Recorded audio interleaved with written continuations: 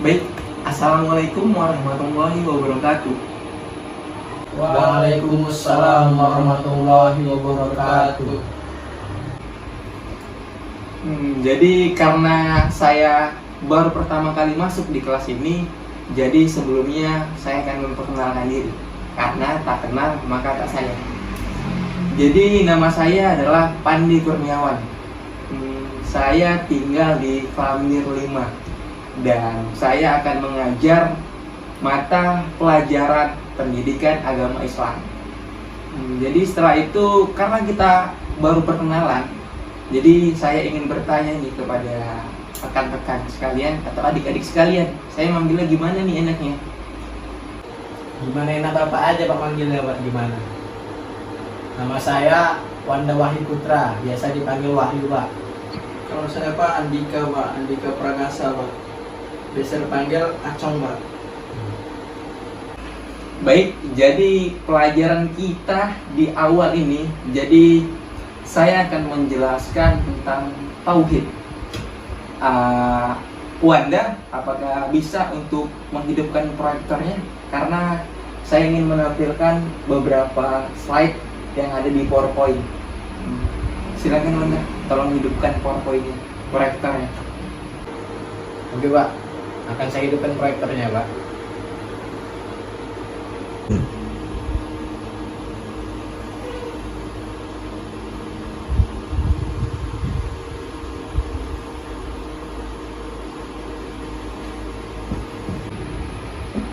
Saya izin berdiri ya. Jadi tema besar pada hari ini yang akan kita pelajari adalah tauhid, dan Bapak tarik lebih mudah lagi, judulnya ialah The Way to Believe. Nah, sebelumnya saya akan bertanya kepada teman-teman sekalian, ada yang tahu apa arti dari The Way to Believe? Yang tahu dipersilakan angkat tangannya. Kayaknya saya tahu Pak artinya Pak. Kalau the way itu kan perjalanan Pak, sedangkan belief itu percaya. Mungkin artinya perjalanan kepercayaan ya Pak. Ya, benar kamu Wanda. Jadi arti dari the way to believe adalah perjalanan menuju kepercayaan, perjalanan menuju keimanan. Nah, jadi kita langsung saja masuk ke materi kita ya. Apakah Islam adalah agama yang sempurna?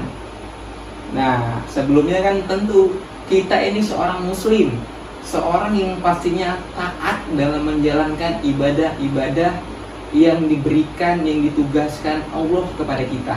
Nah, jadi menurut rekan-rekan sekalian, apakah Islam adalah agama yang sempurna? Apakah teman-teman sekalian yakin bahwa Islam adalah agama yang sempurna? Ada yang bisa jawab? Saya Pak, saya pernah dengar ceramahnya di masjid. Nama penceramahnya Ustadz Pandi Abdul Somad. Di situ dia menjelaskan tentang apakah Islam agama yang sempurna, apakah kita harus yakin sama agama Islam. Nah, di situ dia membedah-bedahnya dari Al-Quran Pak, dari isi-isi yang ada di dalam Al-Quran, seperti kisah-kisah lama yang baru terungkap sekarang. Contoh kayak kisahnya Fir'aun, itu sudah terungkap sekarang, dan kejadian-kejadian yang di masa yang terjadi di masa depan dan sekarang ini terjadi Pak.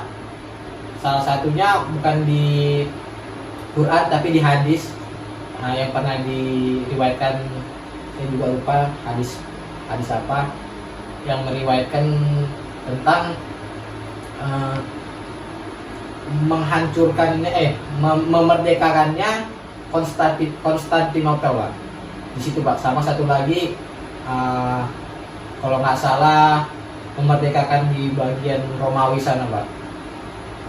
Mungkin itu sih Pak yang saya tahu gitu. Mungkin ada penjelasan Bapak yang lebih detail. Terima kasih Pak. Ya, benar. Lebih kurang apa yang disampaikan oleh Wanda itu benar. bahwa dijelaskan di dalam Al-Quran dan juga hadis bahwa banyak sekali mengenai hal-hal yang berhubungan dengan Islam adalah agama yang sempurna. Salah satu khususnya adalah ada di dalam Al-Quran surah kelima, yaitu surah Al-Maidah ayat keempat. Di penghujung ayat keempat bahwa Allah menjelaskan, disitulah Allah menjelaskan bahwa Islam adalah agama yang sempurna. Jadi benar yang disampaikan oleh Wanda, Islam adalah agama yang sempurna. Islam mengatur segala lika-liku kehidupan, dari kita bangun tidur sampai kita mau tidur lagi, semua diatur Islam. Jadi Islam ini agama yang sempurna dan sangat spesifik dan juga detail. Baik, mungkin Andika bisa digeser ke slide berikutnya. Baik, jadi slide berikutnya adalah, benarkah Islam adalah agama yang memberi rahmat bagi seluruh alam? Nah, siapa kali ini yang bisa menjawabnya? Yang tahu boleh angkat tangan. Untuk pertanyaannya kali ini sih Pak, jujur saya nggak tahu Pak. Mungkin si Andika tahu Pak. Saya dulu Pak, saya kurang ngerti nih Pak, makanya mohon Bapak jelaskan dulu Pak. Nah, jadi benar, Islam adalah agama yang memberi rahmat bagi seluruh alam. Salah satunya adalah bahwasanya Allah menegaskan di dalam Al-Quran, Allah berfirman bahwa wa ma arsalnaka illa rahmatan lil alamin, bahwasanya Rasulullah SAW itu tidak diutus kecuali menjadi rahmat bagi seluruh alam. Nah, bayangin aja, Rasulnya saja diutus sebagai rahmat untuk seluruh alam, apalagi agamanya. Maka benar bahwa Islam adalah rahmat bagi seluruh alam. Andika, tolong diganti ke slide berikutnya. Nah, jadi yang berikutnya adalah, bukankah kaum muslim adalah umat yang terbaik? Apakah umat Islam adalah umat yang terbaik di dunia? Ada yang tahu apakah kita sebagai umat Islam ini adalah umat yang terbaik bagi dunia? Atau umat-umat lain tuh ada yang lebih baik dari kita umat Islam? Ada yang tahu jawabannya? Bapak persilakan angkat tangannya. Saya Pak, menurut saya Pak, umat Islam adalah umat yang terbaik sampai saat ini. Karena di umat Islam itu benar-benar menjaga seperti kayak antara laki-laki dan perempuan. Mereka tuh membatasi. Jadi nggak bisa sembarangan antara laki-laki dan perempuan berdekat-dekatan, apalagi sampai sekarang ini tuh pacaran. Budaya pacaran itu kan sebenarnya tidak ada Bang. Gara-gara pacaran itu kan bisa menimbulkan perzinahan di antara keduanya Bang. Maka dari itu menurut saya Islam melarang itu sehingga tidak terjadinya lah hal-hal buruk seperti itu. Dan itulah mengapa saya mengatakan Islam adalah agama yang terbaik. Mungkin dari saya itu aja Pak. Ya, benar apa yang Wanda sampaikan, bahwasannya benar, umat Islam, kita adalah umat Islam, adalah umat yang terbaik. Adakah dalil yang menyebutkannya? Ada di dalam Al-Quran. Allah berfirman, kuntum khaira ummat ukhrijat linnas, bahwasanya Allah bilang kalian umat Islam adalah umat yang terbaik. Umat yang terbaik ukhrijat linnas, bagi manusia, bagi di tengah-tengah manusia. Jadi kalau kita skemakan di bumi ini ada berbagai umat, baik Islam maupun non-Islam, kita Allah bilang umat yang terbaik di antara sekeliling manusia-manusia lainnya. Jadi benar bahwasanya Islam adalah umat yang terbaik.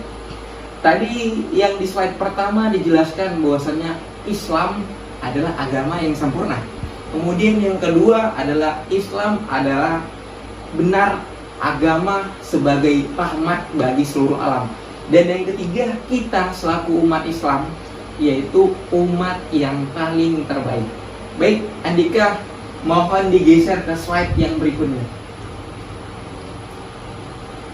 Nah, jadi saya akan menjelaskan lagi. Tadi kan sudah ketiga hal kan, tadi Bapak sampaikan bahwasanya Islam adalah agama yang sempurna. Islam adalah benar sebagai agama rahmat bagi seluruh alam semesta. Dan yang ketiga, kita umat Islam adalah umat yang terbaik. Jadi Bapak akan cerita di mana ada di sebuah negeri, ini umat Islamnya adalah umat Islam terbesar di dunia. Negeri dengan jumlah muslim terbesar di dunia. Negeri ini sangat subur, gemah ripah loh junawi, totoh tentram kertora harjo. Wah, sangat luar biasa. Baik, slide selanjutnya bisa digeser, Andika. Nah, jadi Bapak akan lebih spesifikkan apa yang terjadi di negeri yang umat Islamnya ini terbesar di dunia. Yang pertama, SDM di negeri ini nomor 116 dari 174 negara.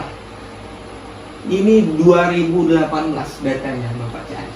Bahwasanya di negara ini yang umat Islamnya sangat terbesar.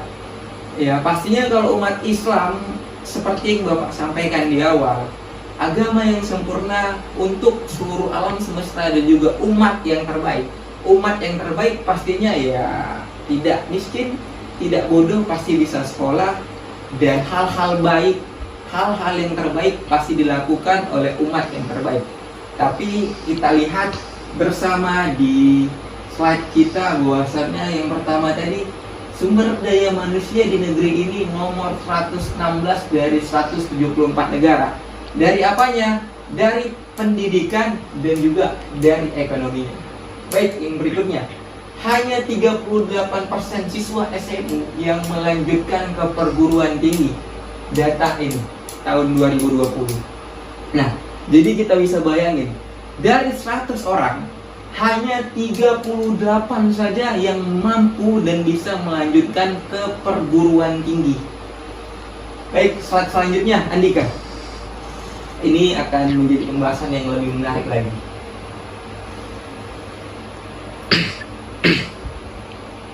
Baik.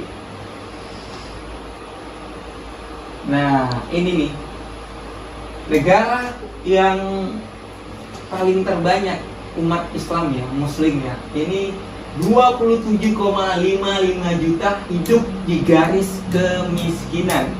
Bayangin, umat terbaik tapi hidup di garis kemiskinan.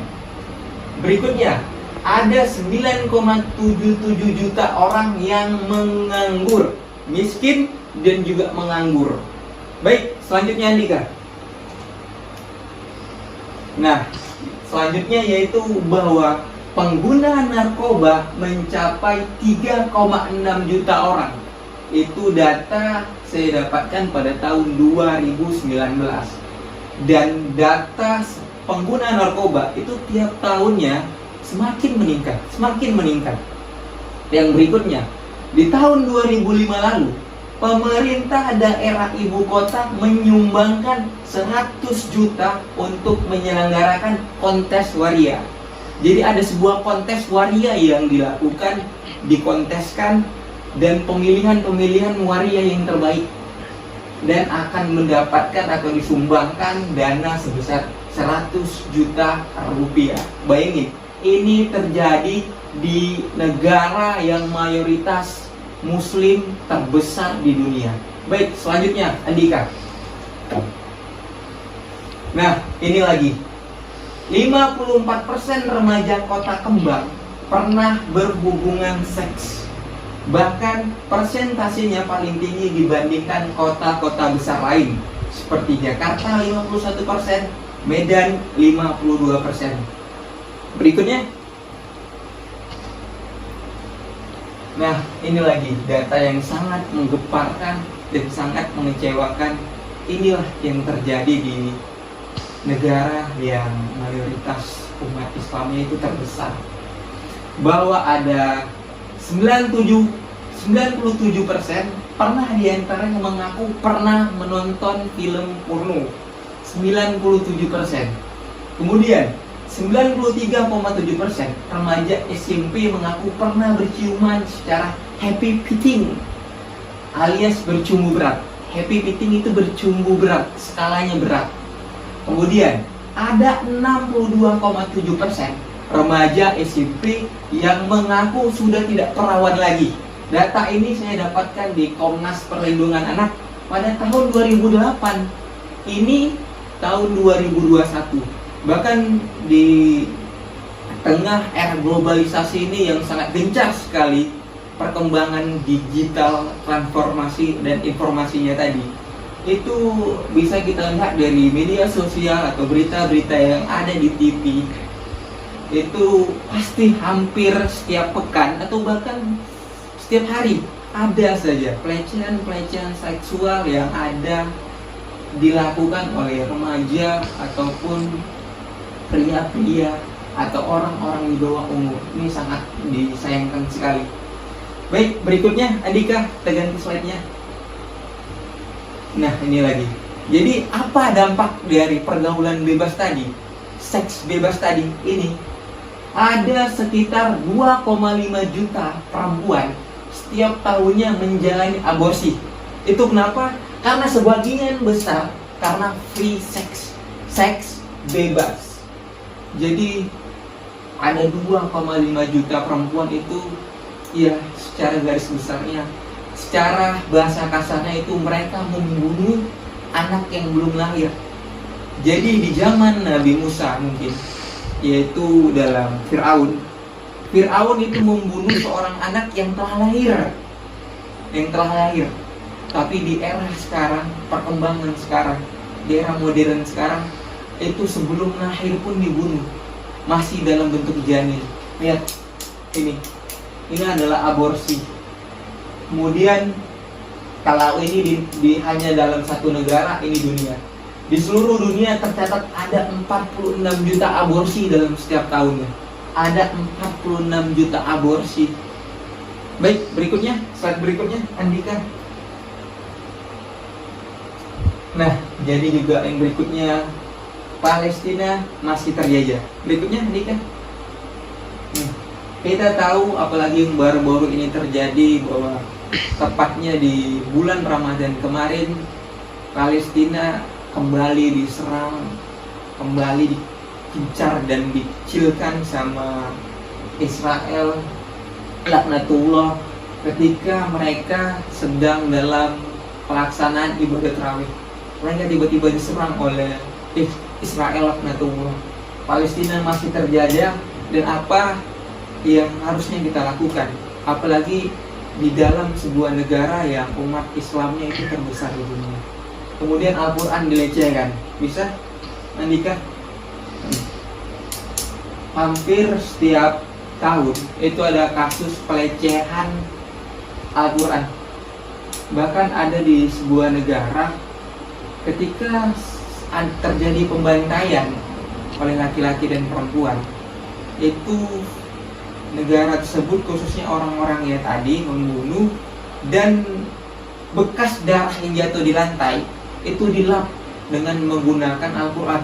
Jadi Al-Quran disobek, kemudian Al-Quran tadi sebagai kain untuk mengelap bekas-bekas darah, bekas-bekas noda darah yang ada di lantai. Jadi Al-Quran benar-benar dilecehkan. Ini juga yang terjadi baru beberapa tahun ini. Al-Quran dikoyak jadi dua. Kemudian yang ketiga, di sebagian besar beberapa negara, khususnya Barat dan Eropa, itu pornografi dibolehkan. Dan seperti yang saya sampaikan sebelumnya, bahwa inilah salah satu dampak pornografi, yaitu tadi free sex, aborsi di mana-mana. Anak-anak yang masih di bawah umur, masih terhitung dini, itu telah melakukan seks, masih remaja lagi, dimana yang mereka butuhkan adalah pendidikan untuk menempah karakter mereka menjadi sosok yang berakhlakul karimah. Tapi dengan era transformasi yang tidak dijaga ini, tidak dibekali ini, maka apalagi ini serangan demi serangan pemikiran global itu menyerang karakter-karakter kaum muslim, khususnya kaum muslim yang ada di negara terbesar di dunia tadi. Pornografi dibolehkan. Selanjutnya Andika, pertanyaannya, mengapa ini terjadi? Mengapa ini terjadi? Seperti yang saya sampaikan di awal tadi, Islam kita ketahui bersama dan kita sepakati bersama, Islam adalah agama yang sempurna. Kemudian Islam adalah rahmat bagi seluruh alam. Dan yang ketiga adalah kita umat Islam adalah umat yang terbaik. Tapi ketiga hal ini, kenapa hal-hal yang bentuk negatif tadi itu terjadi kepada kita? Kenapa dan mengapa ini terjadi kepada umat Islam sebagai umat yang terbaik? Ini jawabannya. Semua ini terjadi karena kesalahan berpikir muslim tentang tujuan hidupnya. Jadi yang pertama harus kita ketahui bersama, itu adalah tujuan, goals. Kita harus mengetahui tujuan hidup kita, visi ataupun misi kita ke depannya itu apa. Jadi kalau kita dapatkan tujuan kita, maka dalam proses menempuh tujuan tadi tentu kita akan mengiringi langkah demi langkah, proses demi proses itu untuk mencapai tujuan. Nah, jadi jika tujuannya dalam bentuk atau perspektif negatif, maka tentu saja proses demi proses yang akan menuju tujuan ini tadi tentu akan diiringi dengan hal-hal negatif dan juga ujungnya akan menjadi negatif. Tapi jika tujuan yang kita tetapkan itu adalah hal-hal yang demikian sangat baik, maka proses langkah demi langkah, proses demi proses demi mendapat tujuan yang baik tadi, maka tercapailah tujuan yang benar-benar baik. Baik, selanjutnya Andika mau diganti slide berikutnya. Nah, maka oleh sebab itu sangat dibutuhkan sekali kita sebagai umat Islam, agama kita yang agama yang sempurna. Kemudian agama kita adalah rahmat bagi seluruh alam dan juga kita umat terbaik bagi manusia. Kita harus memiliki way of life, sebuah jalan hidup, sebuah panduan hidup. Maka panduan hidup ini dibagi tiga. Pertama, kita harus mengetahui ketiga hal terpenting dalam menjalani sebuah kehidupan. Yang pertama, kita harus mengetahui dari mana asal kita, dari mana asal manusia. Setelah kita mengetahui asal kita dari mana, tentu kita akan ingin kita ada sebuah fondasi dasar sebagai untuk peningkatan iman. Bahwa jika dari sini saja kita ketahui asal manusia itu dari pandangan-pandangan beberapa ilmuwan, ada juga salah satu contohnya ada Charles Darwin. Dia mengatakan bahwasannya awal dari atau asal mula manusia itu dari monyet. Tapi tentu ini terbantahkan bahwa asal mula manusia itu dari Nabi Adam. Jadi manusia berawal dari manusia. Itu tentu sama-sama kita ketahui tertera dalam Al-Quran. Dimulai dari Al-Quran surat Al-Baqarah ayat 30.